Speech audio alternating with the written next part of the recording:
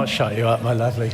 I do like a nice microphone, but my dad said I didn't need one. My voice was so bloody loud. But I like a microphone. Sorry. Okay. Please go ahead. Here we are. We're going to be nice and short and sharp with this because we're just slightly overrunning.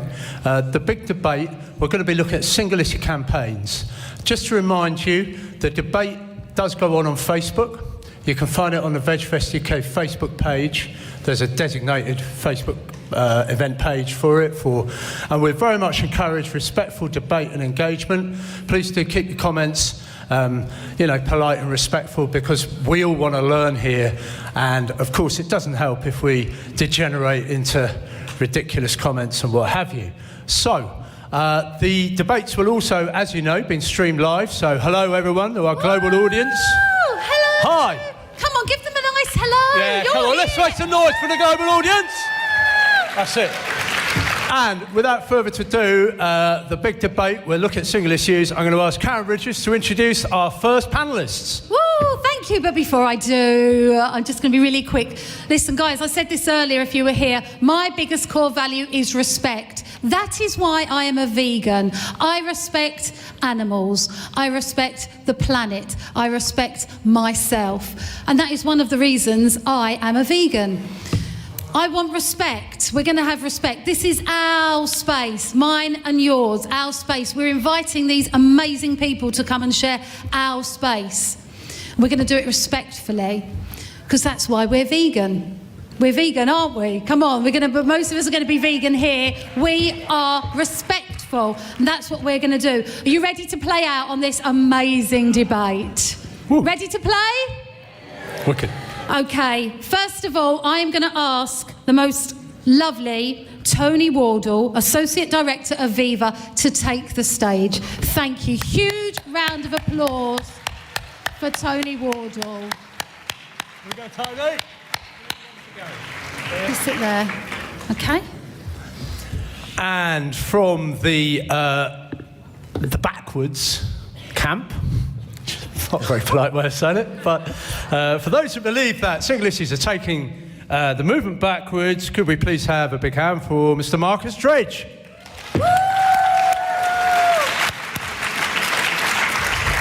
He wants to walk the long way round. We don't mind. Come on, get your skates on.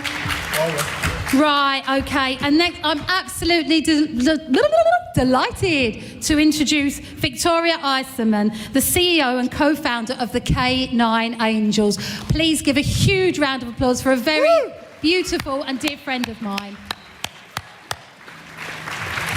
And to complete our panel today, opposing, or rather proposing that single issue campaigns do take indeed the movement backwards, we all welcome for Professor Gary Francione. OMG. There we go, Gary.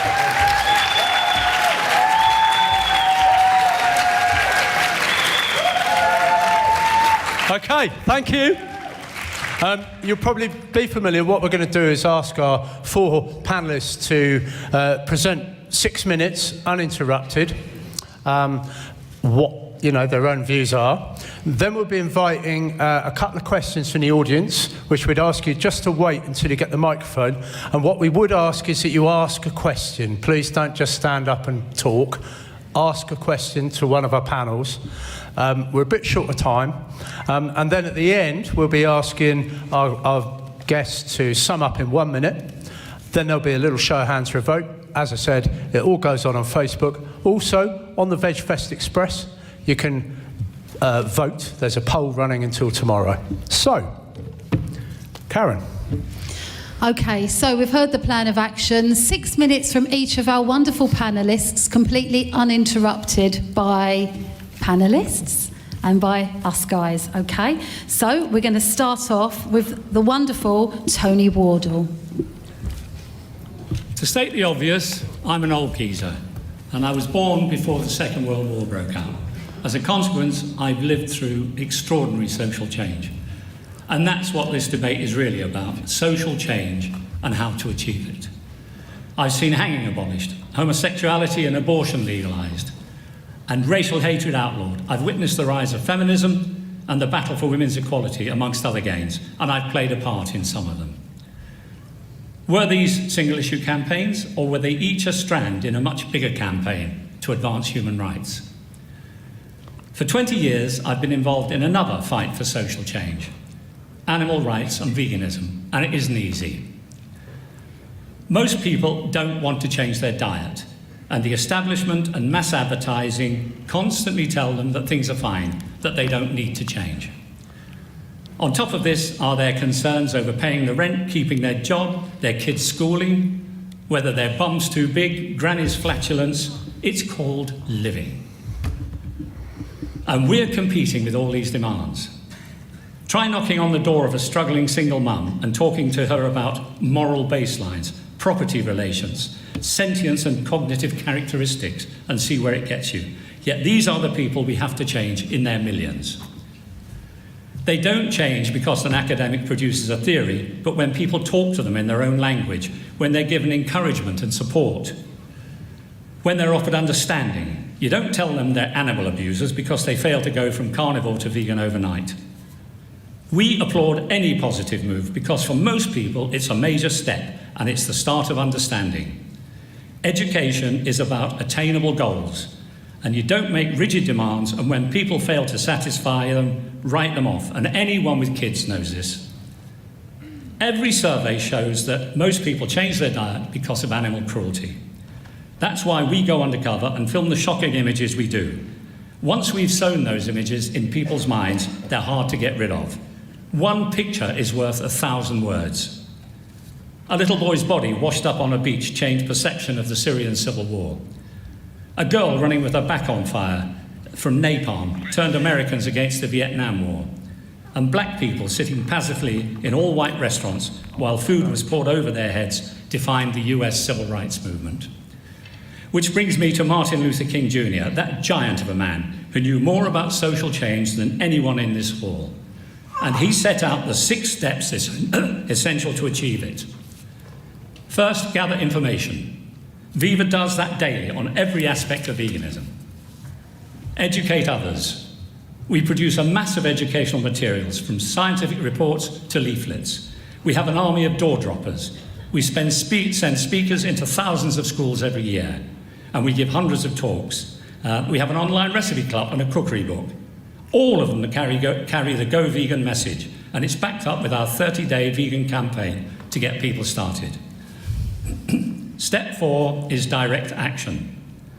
We've been putting people on the streets for 20 years, sending our investigators into farms and slaughterhouses to film the reality and publicising it. Our press, TV and media coverage reaches millions of people every year. Critics say that if we expose cruelty to pigs, we're implicitly condoning cruelty to other animals, encouraging people to eat them. It's like telling human rights activists that to highlight the suffering of Palestinian children is to condone the suffering of Syrian children. People aren't stupid. When they see cruelty to a pig, they don't rush out and buy a leg of lamb instead. It makes them question all meat production, and research supports this. Thousands of people have thanked us for helping to go vegan, and often they quote a particular image as being their tipping point. Because our exposés have saved some animals from acute suffering, we're told without a shred of evidence that we're welfarists and set back veganism. How long are we supposed to wait to leave animals in agony at the mercy of an unproved theory? 20 years? 30 years? More? Not us, not Viva, not ever.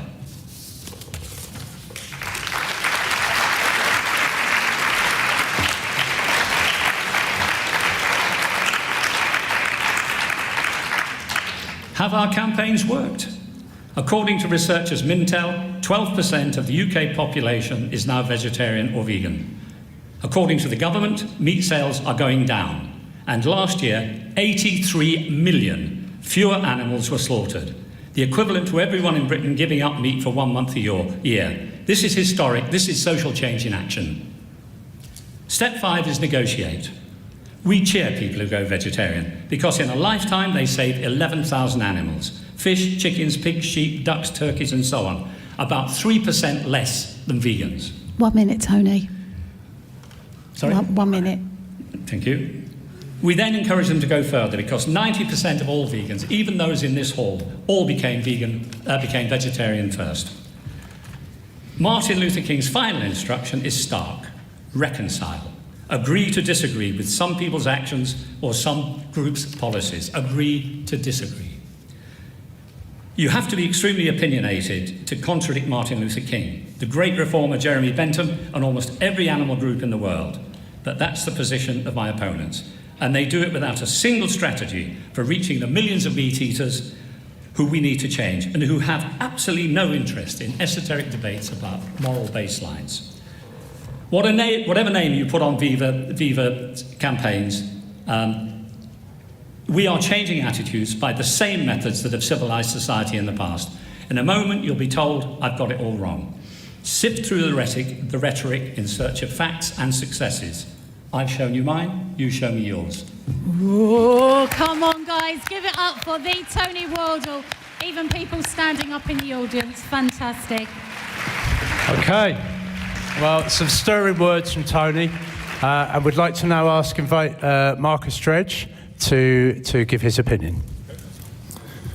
We're also familiar with the refrain, sign our petition against dog meat, send us a donation so we can oppose kangaroo leather. A vegan argument on behalf of single-issue campaigns, how we've come to commonly understand them at least, can only be defended via subterfuge, duplicity, and a secret agenda of, I know we did that, but we're really saying one thing and we mean another. Our alternative is a consistent and rational message of veganism as the moral baseline. Over the decades, we have had the opportunity to observe and think critically about the standard way that the animal organisations utilise their authority as supposed experts on these matters. The never-ending to and fro dance led between campaigners and industry over fur popularity is a prominent failure. I recently saw a campaign to stop grouse being kept in cages. That would be the same grouse who are bred in order to be shot. The big animal rights organisation involved makes no grander request of the public than that they ask for the birds to be bred for shooting in a supposedly nicer way. So often they target the exotic other. Think of the campaigns surrounding niche markets for flesh and fur from dogs or cats in foreign lands. This coming from countries where we exploit and cause suffering to billions of farmed animals who are no less sentient. Think of Viva's campaign against kangaroo leather. We single out the animal that is exotic to us here, but how many people do you even know who would wear kangaroo skin in the UK? The very same UK where virtually every citizen is using the skins of cows on either their feet or is in seating, bags, purses or jackets. Why the disproportionate amount of time given to a focus on fur when leather is so much more profuse? The only implication can be that cow exploitation is more acceptable or that cows matter less than the furry victims. The single-issue campaign is all too often used as a way of criticising some niche use that other groups partake in, absolving the donor base of their sins and letting them know that by not shooting grouse or wearing fur or using kangaroo skins that they've done their bit and they merit the animal rights expert seal of approval. Again, the public assumes that the big orgs are the authority on what our obligations are to the individuals from other species, and why wouldn't they?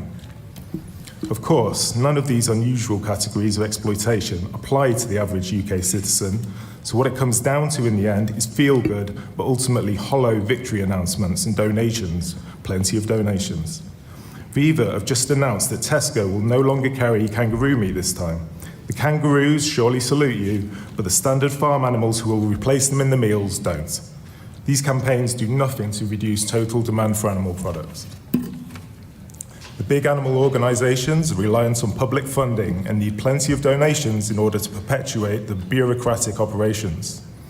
As such, their message must not be controversial, and it instead welcomes all comers into a feel-good backslapping. Non-vegan money is sought, and therefore a largely non-vegan, confusing message is what is used to appeal to them. I personally experienced this in Lincolnshire when Viva came to town to attach themselves to the campaign against the local Nocton mega dairy proposal.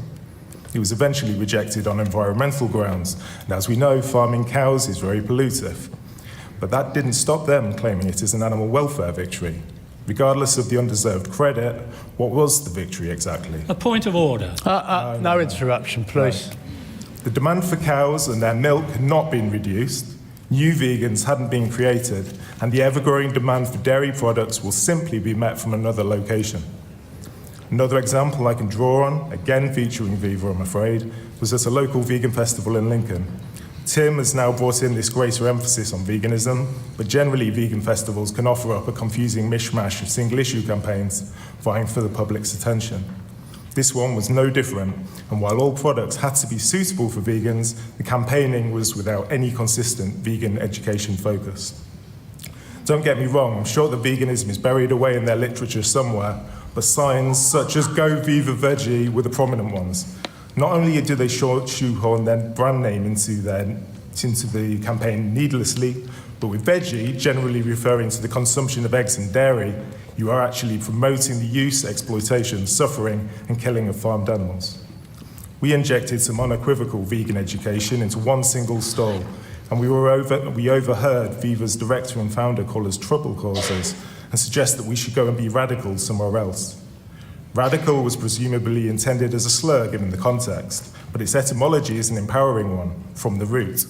Independent grassroots actions are the very thing that scares the animal advocacy industry. They seek to disempower people from pursuing their own grassroots efforts and instead create a state of dependence with all roads leading through their machine. Essentially getting paid to offer diluted, confusing single-issue campaigns to the public. Sign this petition, cheerleaders as we claim meaningless victories, go vegan if you're radical, but most of all, please send us your donations. You are free to reject the status quo of learned helplessness, and remember that the power is yours to encourage a real, actual cultural shift in favour of genuinely emancipating other animals. Giving time and effort to the tacit promotion of killing cows for your shoes instead of kangaroos simply won't get us there.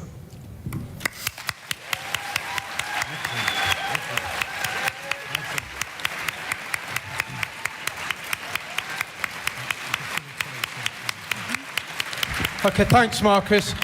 Just to remind everyone, we're only limited on time. The debate will continue on Facebook, so obviously people want to reply and carry on debating. That will be on Facebook later.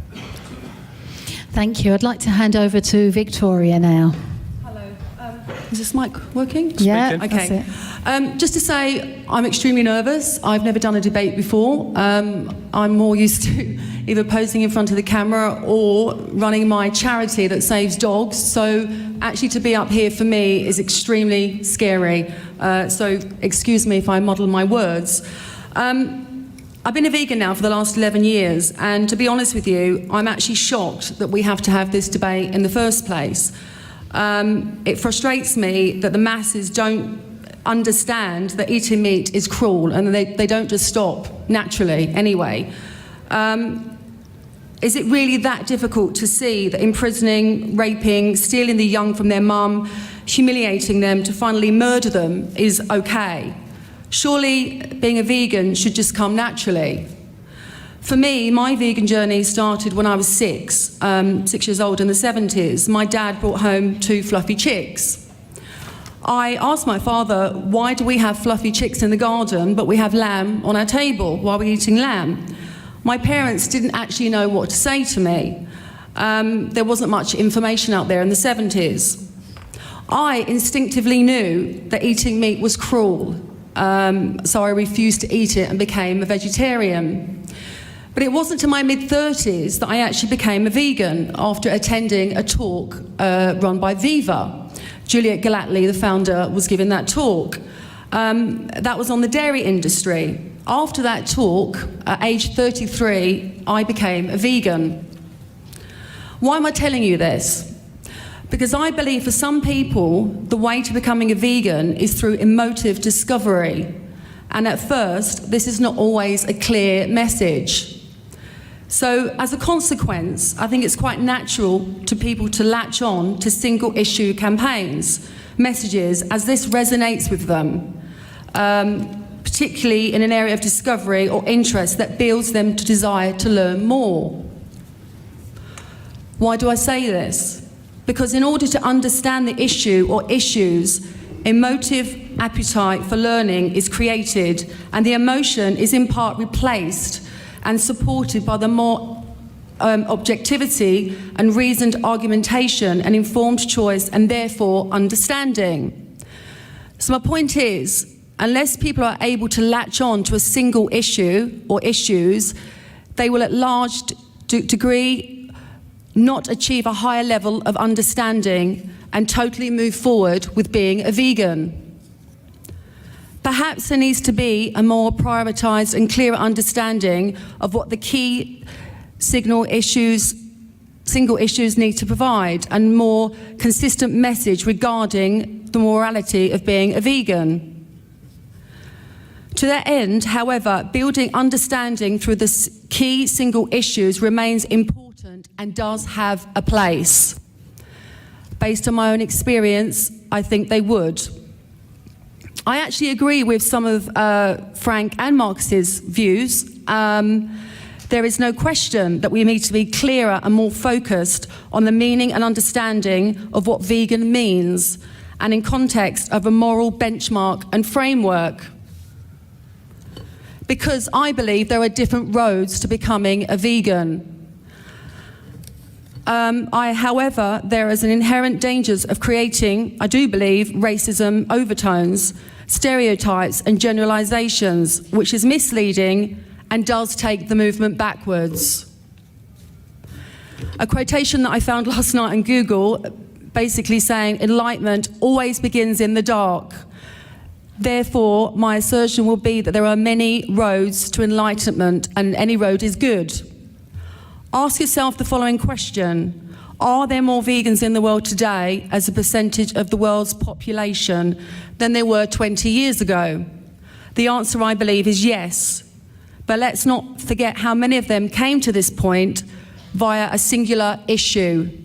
Probably most religion, animal cruelty, speciesism, or personal health and well-being and the environment. So, what I'm saying is, surely if there's more vegans as the result of multiple single-issue campaigns, then the evidence is they do actually work. Because there are so many competing issues and single issues, priorities is a moral imperative, and the morality becomes the benchmark upon which a grassroots movement is founded. I believe, therefore, that they both have a place in veganism to take it forward, one not being at the expense of the other. So the bottom line is we both want the same thing, and we need to work out how we do this. Oh, I'm not on. That's great. I don't think, oh yeah, that was brilliant. Thank you so much, Victoria. That's amazing. Thanks, Victoria. It's really, really good. Again, just to say, the debate will continue. We're very interested in your views. To wrap up now, not to wrap up, but to now our fourth participant, warm welcome for Professor Gary Francione.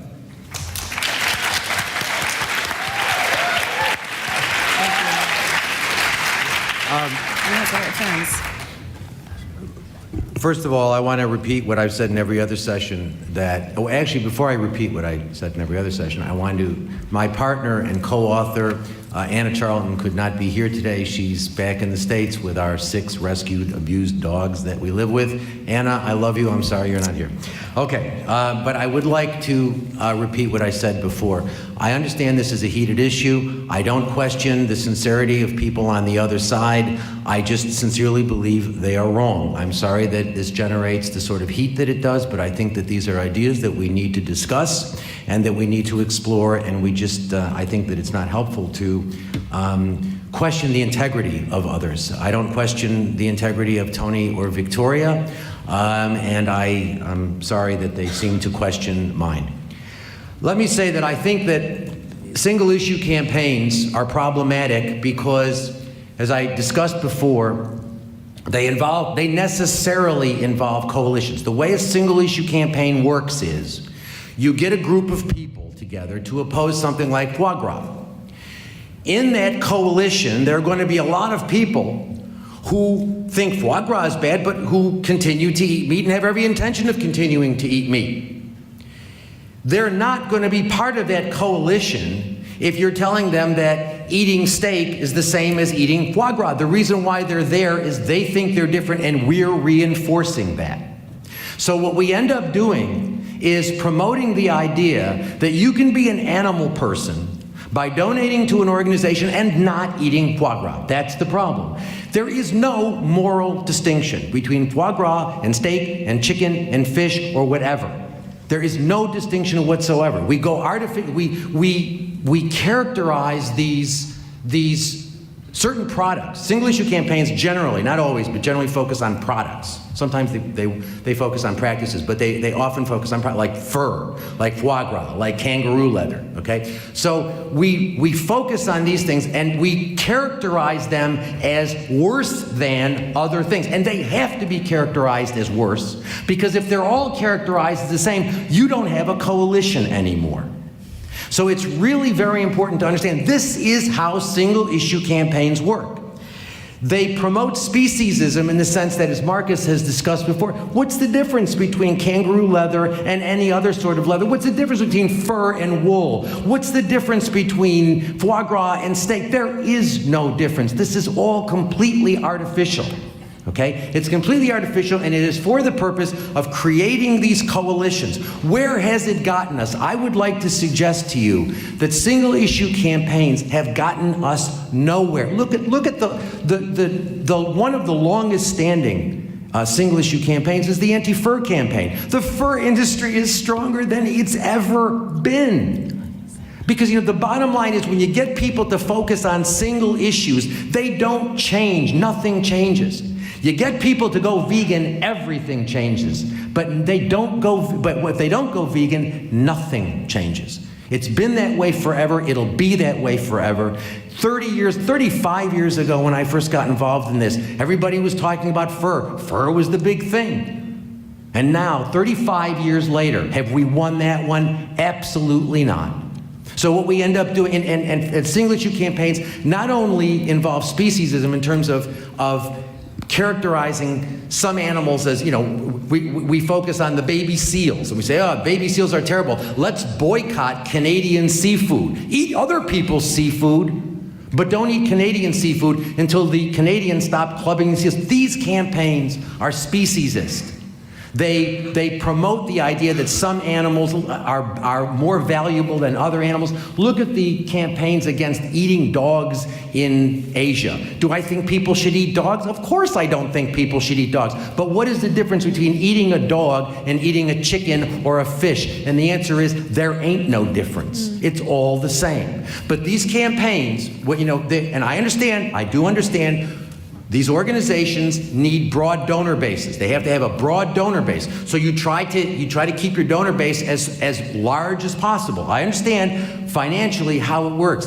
I don't think this is a good idea. I think it's encouraging speciesism. I also think it's encouraging discrimination. The anti-fur campaign has been nothing but sexist and misogynistic. The dog-eating campaign is vilely racist in terms of what it does with Asians. I mean, some years ago there was this halal campaign. As a matter of fact, I remember that's the last conversation I had with the folks at Viva, because I wrote something about how disappointed I was that Viva was pretending that halal was something that 1 minute, please. Thank you. 1 minute, please. Okay. That consumers ought to, what consumers should do is go to places and, that they should do their bit. And this is a quote. I actually projected this before. Consumers should do their bit by not eating unstunned animals. I have been in kosher slaughterhouses. I have been in other slaughterhouses. They are all horrible. And the idea that we tell people that eating stunned animals is somehow morally better is, in my judgment, nonsense. One final comment. Tony talks about social justice movements. Martin Luther King would never have supported a racist-free joke Monday or anything like that. The idea that we shouldn't be taking an absolute position on these issues. This is a fundamental issue of justice. If we are wrong to continue to exploit animals, it must stop. That doesn't mean we go club people over the head. That doesn't mean we insult people. It means we're clear.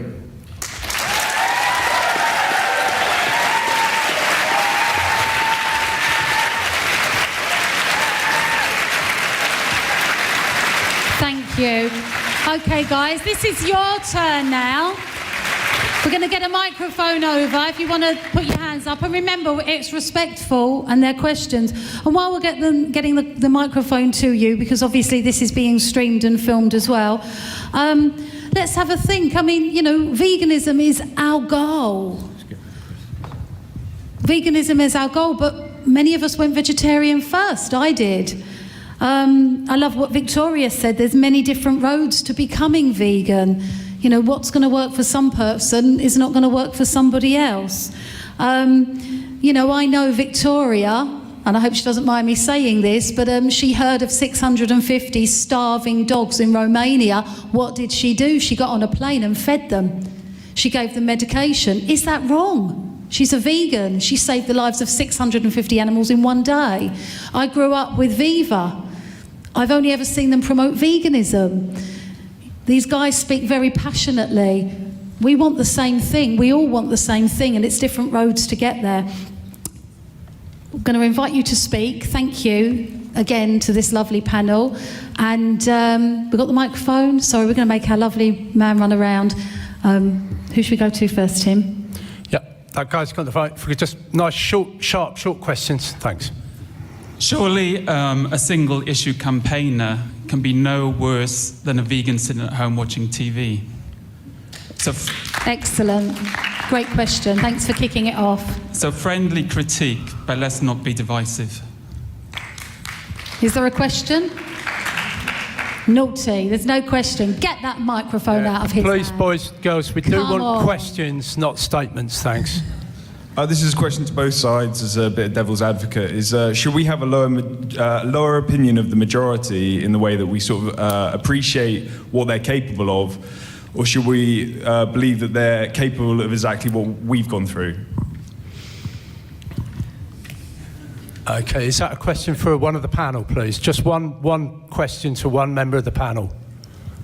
Yeah, I suppose that's for the single issue campaigns, right? Either. Tony, would you like to answer? What was the question? Could you ask the say question it again, please? I'm from Essex. I didn't get it. With a bit more Come on. clarity then, yeah, okay. So basically, should we have a lower opinion of others to become vegan, considering we've done it ourselves? We don't operate in a vacuum. As I said, people are getting information from all sorts of sources. They're confused, many of them. And what we have to do is to encourage them to change. I found it quite interesting. We've just had 12 minutes of Viva is obviously flavour of the month. We haven't had a single strategy for reaching the people that you're talking about. Not a single strategy. It's all been negative. You can't address that? Is it not more important that single-issue campaigns create more vegans than it is that they're philosophically correct or logically watertight?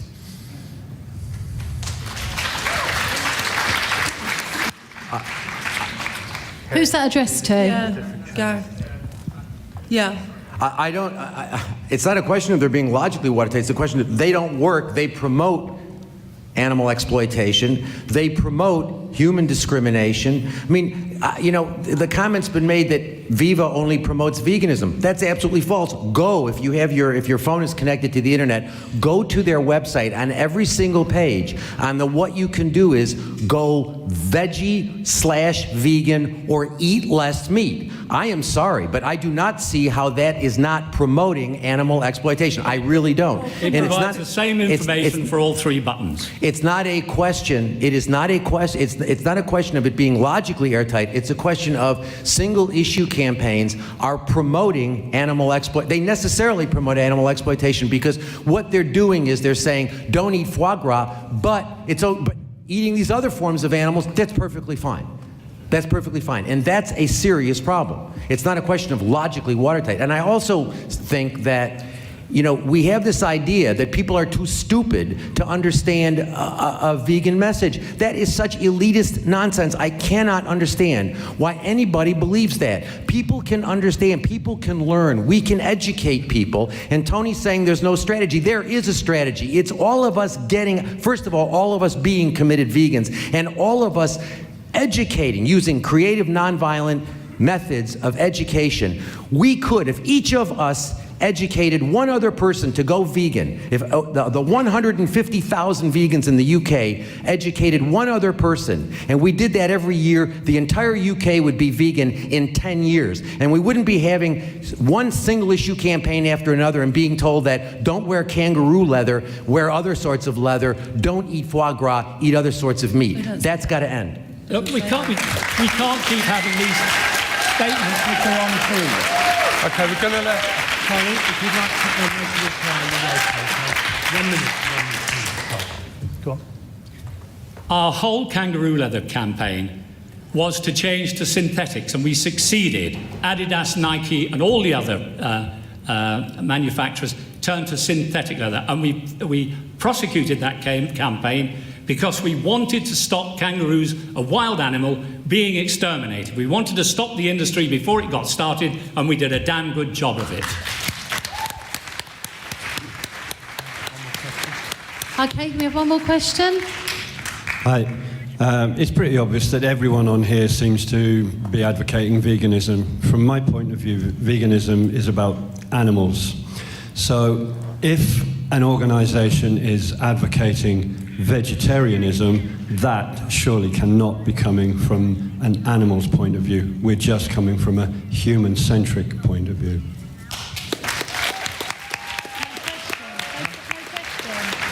Could you tell me what your question is, please? What's the question? Why aren't we just advocating veganism?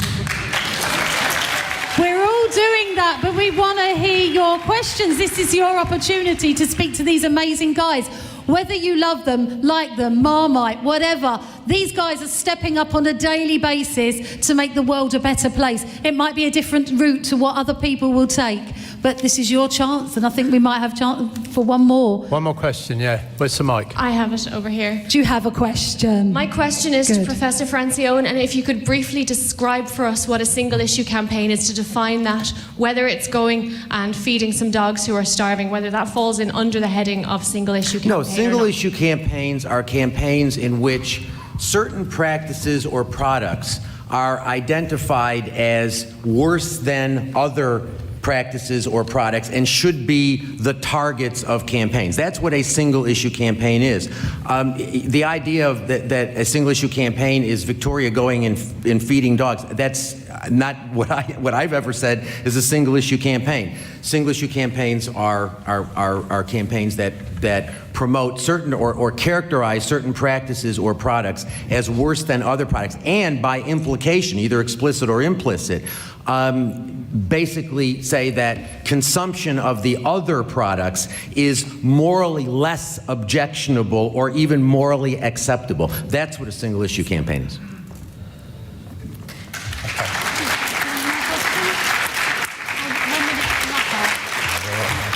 Okay, listen, boys and girls, ladies and gentlemen, we're coming up to closing time now. We're at 5 o'clock, which is our official shutting time. So we're not going to entertain any more questions.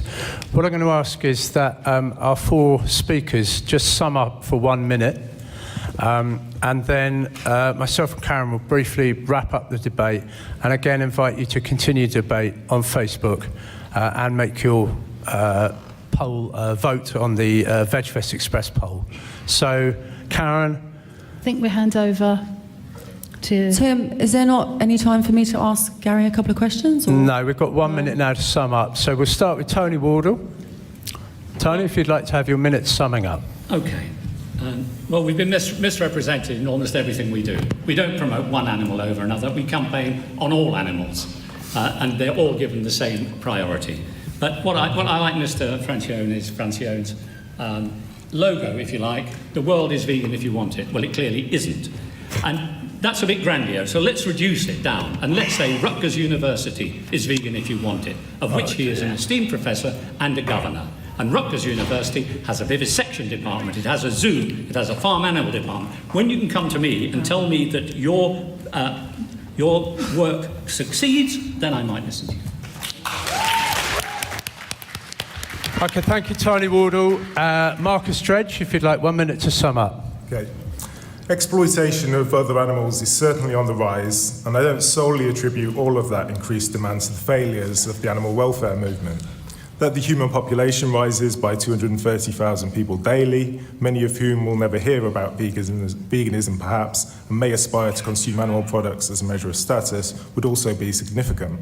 That said, the argument that if other sentient animals matter morally, they therefore should not be used as our property, has never been given its due focus. Therefore, it is currently harder to supply supportive evidence, bar our personal anecdotes. What we can say is the arguments make sense, they aren't confusing, and they are clear in their claims making. If other animals matter at all, then the least we should do is go vegan. With that consistent stance, the cards will fall as they may with the public, but we won't have sold out or shortchanged the other species who we advocate for.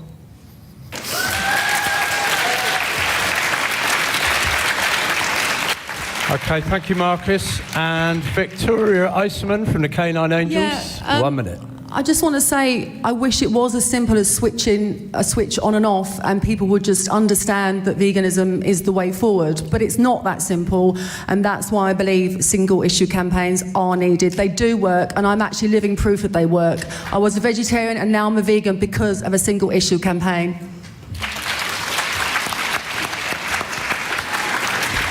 Okay, thank you, Victoria. And Professor Francione, 1 minute. We've never had a vegan movement. We've never had a movement that promotes the idea that veganism is a moral imperative. We've never had that in history. The idea that, most of us, I was a vegetarian before I became a vegan. As a matter of fact, I became a vegetarian in 1976. I had never heard the word vegan. But the fact that most of us were vegetarians before we became vegan, is not an indication that that's what we ought to perpetuate.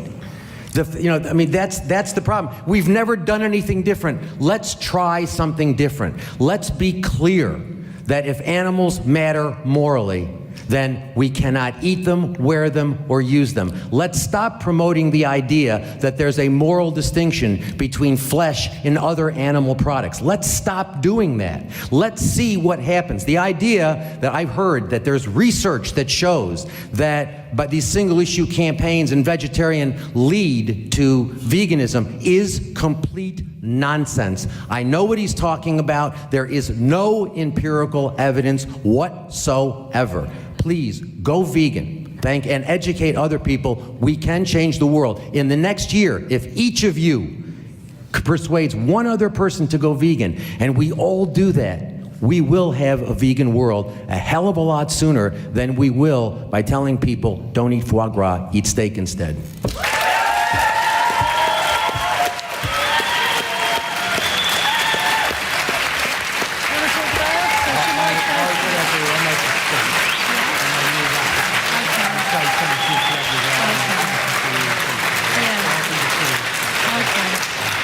Okay, boys and girls, ladies and gentlemen, let's just have a massive round of applause for our 4 very brave, very eloquent, and incredibly interesting speakers.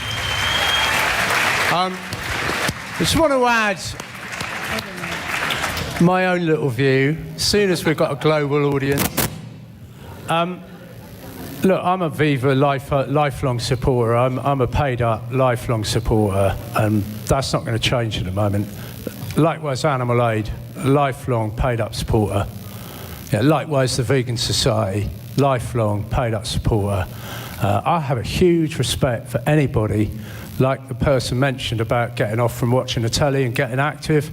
Anybody who goes out there to try and promote the end of exploitation of animals, and that's their goal, to help people go vegan. Anybody who can get up and do that is doing a fantastic thing.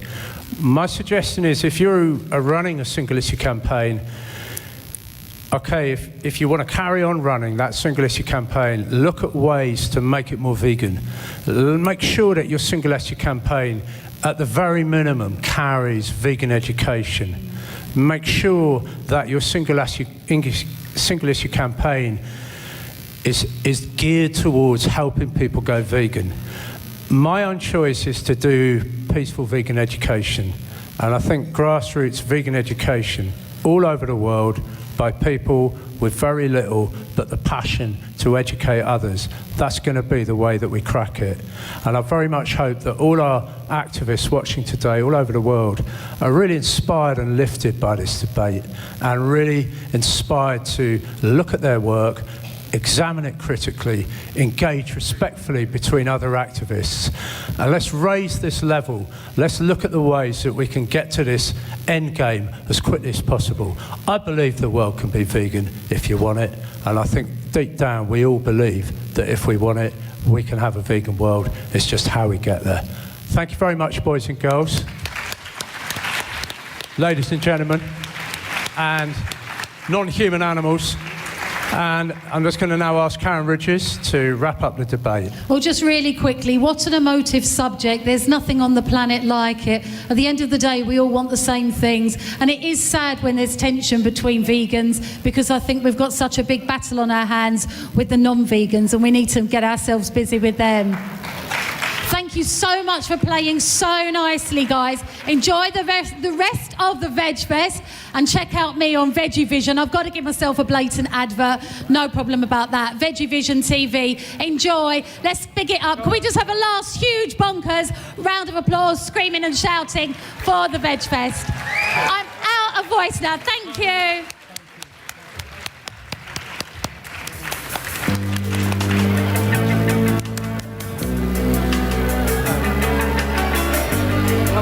Right, guys, just on a quick issue, we do have to leave fairly soon. Level 1 is now shut, so you will need to go straight down to the bottom floor to be able to leave.